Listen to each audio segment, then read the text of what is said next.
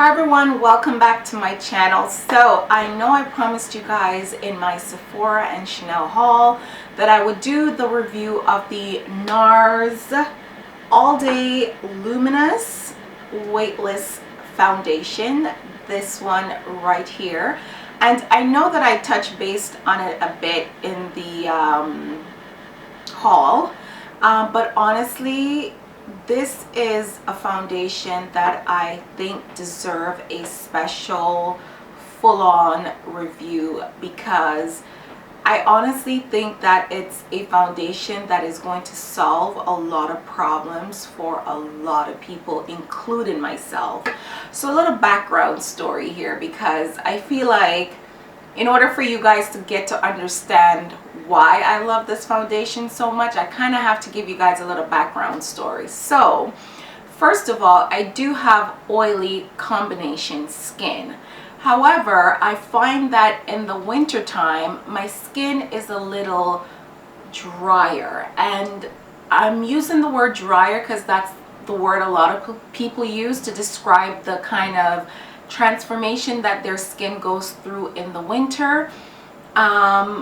But it's really dehydration. Like my skin, because of the heat, it's really dehydrated, and of course with the freezing cold weather it slows everything down. So a lot of people are either gonna notice that their skin is a little bit more oily this time of the year because of the dehydration, but if your skin is more being treated for like hydration with serums and moisturizer or whatnot, you're gonna find that your oils are a little bit more contained, so your skin is not as oily as you're probably expecting it to be. Such is the case for my skin. So this is what my Nars Sheer Glow foundation looks like, and this is what this bottle looks like. I actually haven't checked how much is in it, but they both have 1 fluid ounce. It's just that this one is a little bit longer, this one is a little bit, wider.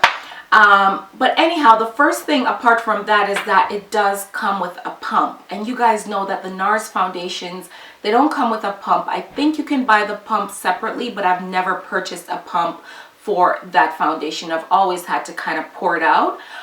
So yeah, it comes with a pump, which is great. I just can't put this foundation down. It's just so beautiful. It lasts all day.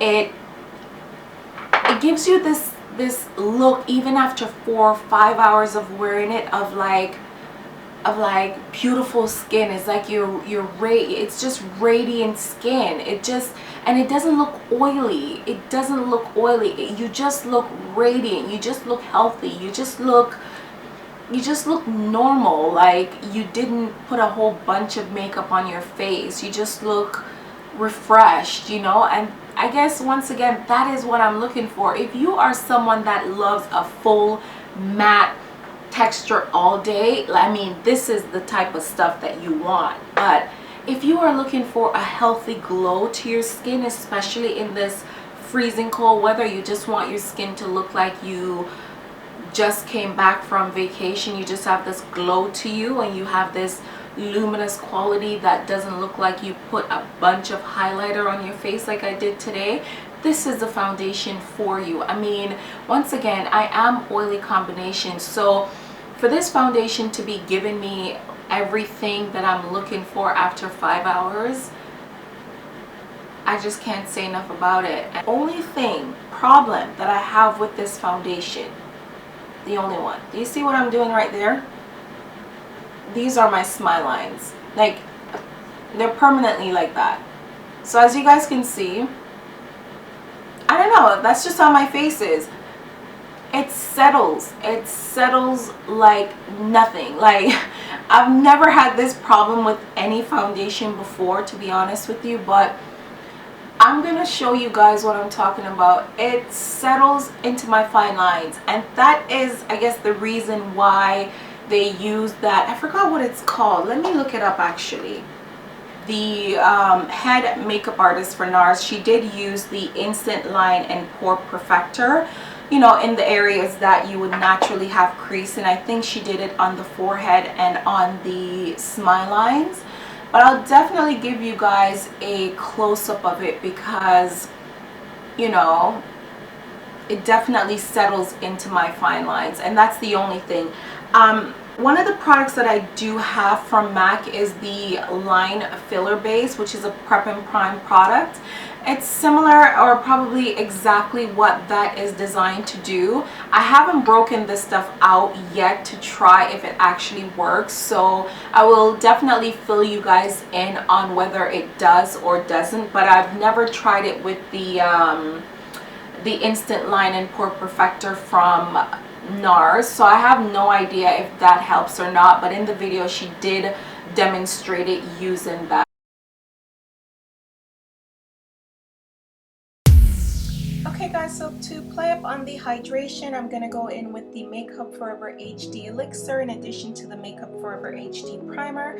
I am going to begin by using just one pump because the Nars people over there try to say that one pump can give you flawless coverage, but as you guys can see, it's not the case for myself. My biggest problem on my skin is my blemishes.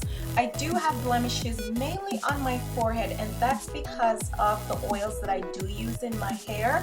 But then again, I do break out once in a while anyhow, especially that time of the month. So I'm not going to blame it on just the oils anyhow. But I do have to contend with these issues on my forehead. So that's where I literally always test if a foundation is good or not. And one pump is not going to do it. So because I've been using this foundation pretty much every day, it is a 3-pump wonder for me. I do use 3 pumps. It does have very, very high pigmentation to it, so depending on what issues you are dealing with your skin, you can pretty much get away with maybe 1 to even 5 pumps if you must. But the great thing is that it's so lightweight that it doesn't feel cakey, it doesn't feel like you're wearing a lot of product, and the best part about it is that the beauty kind of comes after wearing it for like maybe an hour, 2, 3, 4, 5, sometimes even 6 hours for me, depending on what I'm doing. This day when I did put the foundation on, I cooked, I baked, I was over the hot stove, so you guys are gonna see like how it held up for I think a good 6-7 hours after wearing it. So stay tuned till the end and you guys will be able to see how it looks then. Oh, by the way, my favorite way to apply this foundation is with some form of dense stippling brush, a dense buffing brush. The one that I'm using here is the, what is this brush called? Real Techniques buffing brush, I think it's called. I wouldn't recommend using it with a sponge because I just think a sponge is just going to soak up all your product. Because it's just porous and the foundation is so runny and liquidy that you're probably going to just be wasting a lot of product. And this foundation retails for 57 Canadian or 48 US, so you don't want to be throwing this stuff away. You really want to be using every single drop of it. So I'm just going through in areas where I do need it most. I did end up pumping just maybe 3 dots on the back of my hand just to further try to conceal these blemishes that I do have to give me that really flawless coverage.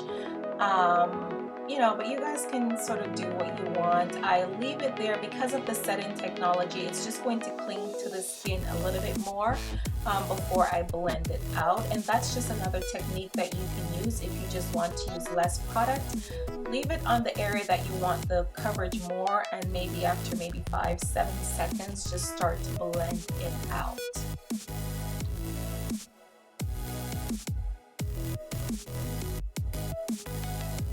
That's how much I have left after just doing those 3 little pumps at the end.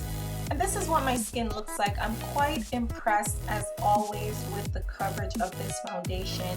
As I said, it literally just answered all my foundation prayers. I've just been wanting something that's going to give me all day wear, that is going to give me the coverage that I want, and just grows more beautiful as the day go on without me touching up, because guys, I hate to touch up my makeup, and this just enables me to focus on the tasks at hand for the day without worrying about my makeup breaking down. Anyhow, I'm using the Nars Radiant Creamy Concealer as a highlighter, and I did set it with the Nars translucent powder. I'll leave the exact name down below.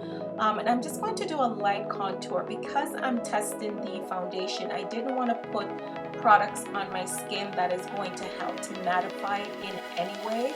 I wanted to do something that's going to make the foundation review be as organic as possible, even though I do mainly, you know, go in with a more detailed contour on a day-to-day basis. But I just wanted something that's just going to, you know, give my skin a little bit more definition.